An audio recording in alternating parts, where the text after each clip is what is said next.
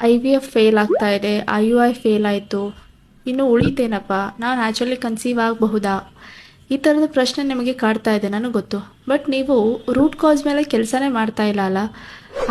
IVF ಇದು ಒಂದು medical procedure, but ಇದು ನಿಮ್ಮ ಎಗ್ ಕ್ವಾಲಿಟಿನ ಯಾವತ್ತೂ ಇಂಪ್ರೂವ್ಮೆಂಟ್ ಮಾಡಲಿಕ್ಕೆ ಸಾಧ್ಯ ಇಲ್ಲ. ನಿಮ್ಮ ಎಗ್ ಕ್ವಾಲಿಟಿ ಚೆನ್ನಾಗಿಲ್ಲ, ಸ್ಪರ್ಮ್ ಕ್ವಾಲಿಟಿ ಚೆನ್ನಾಗಿಲ್ಲ ಅಂದರೆ ಸತ್ಯವಾಗ್ಲೂ ಹೇಳ್ತೀನಿ IVF ಕೂಡ ಫೇಲ್ ಆಗ್ತದೆ.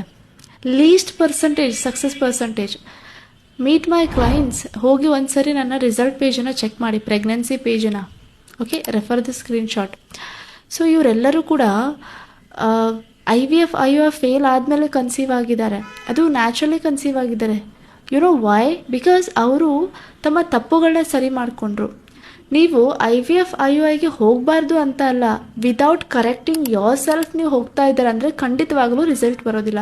ಸೊ ನೀವು ಮಾಡಬೇಕಾಗಿದ್ದೇನು, ಮೊದಲೇದಾಗಿ ಆರೋಗ್ಯ ಸಮಸ್ಯೆಗಳನ್ನ ಸರಿ ಮಾಡ್ಕೊಳ್ಳಿ. ಎಷ್ಟು ಆರೋಗ್ಯ ಸಮಸ್ಯೆಗಳಿದ್ದಾವೆ ಅದರಿಂದ ಹೊರಗಡೆ ಬನ್ನಿ. ಫಾರ್ ಎಕ್ಸಾಂಪಲ್, ನಿಮ್ಮ ದೇಹದ ತೂಕ ಜಾಸ್ತಿ ಇದೆ ಅಂದರೆ ಕಡಿಮೆ ಮಾಡ್ಕೊಳ್ಳಿ.